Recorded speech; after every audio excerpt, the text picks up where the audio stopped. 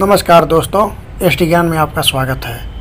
रूस और यूक्रेन को लगभग 2 साल होने वाले हैं। इस बीच यूक्रेनी सेना ने एक महत्वपूर्ण शहर से अपने सैनिकों को वापस बुला लिया है।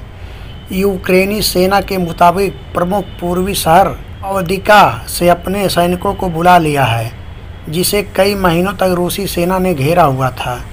यूक्रेन के कमांडर इन चीफ अलेक्जेंडर सिस्क्री ने कहा है कि उन्होंने घेराबंदी से बचने और यहां मौजूद सैनिकों के जीवन को बचाने के लिए यह कदम उठाया है। उन्होंने कहा कि सैनिकों को अन्य महत्वपूर्ण जगहों पर तैनात किया है। तो दोस्तों, आप लोगों से छोटी सी रिक्वेस्ट है, चैनल को सब्सक्राइब कर लें और जो लोग कर चुके हैं उनका बहुत बहुत धन्यवाद। उनके डिप्टी ने कहा है कि रूसियों के पास तोपखाने हैं जिसका उन्हें लाभ मिलता है। अवदीका रूस के कब्जे वाले शहर दोनेस्क का प्रवेश द्वार कहा जाता है। दोनेस्क महीनों से युद्ध में फंसा हुआ है और लगभग पूरी तरह बर्बाद हो चुका है। अवदीका 2014 से एक युद्ध क्षेत्र रहा है, जब रूस के समर्थन वाले लड़ाकों ने पूर्वी दोनेस्क और लुहांस्क क्षेत्रों के बड़े हिस्सों पर कब्जा कर लिया था। रूस और यूक्रेन लगभग 1000 किलोमीटर से ज़्यादा लंबी सीमा पर लड़ रहे हैं।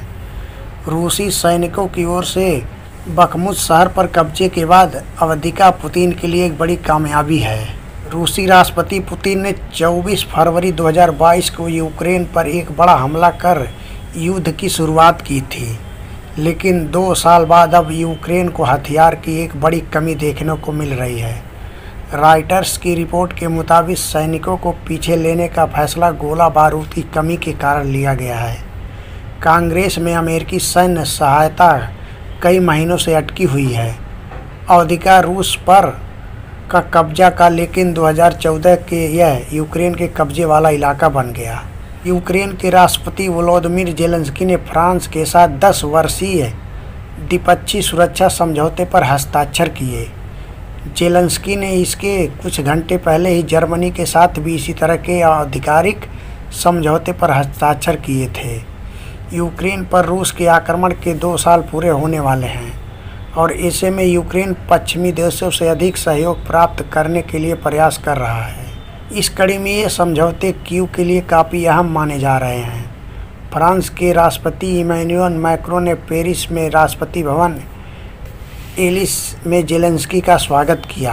इस समझौते के तहत फ्रांस इस वर्ष सैन्य सहायता के रूप में यूक्रेन को 3.2 अरब अमेरिकी डॉलर की अतिरिक्त सहायता प्रदान करेगा, जो युद्ध शुरू होने के बाद से फ्रांस की ओर से यूक्रेन को दी जाने वाली सबसे बड़ी सालाना राशि है। मैक्रों ने कहा, यूक्रेन के खिलाफ रूस के युद्ध का परिणाम हमारे हितों, हमारे मूल्यों, हमारी सुरक्षा और हमारे समाज के मॉडल के लिए निर्णायक होगा। जर्मनी के चांसलर ओलाफ शोल्स के मुलाकात के बाद जेलेंस्की फ्रांस पहुंचे थे। जेलेंस्की से मुलाकात के बाद शोल्स ने कहा था कि बर्लिन 36 होवित्ज़र तोपों, 1.20 लाख तोप के गोले तथा 2 हवाई रक्षा प्रणालियों सहित 1.2 अरब अमेरिकी डॉलर का सहायता पैकेज प्रदान कर रहा है।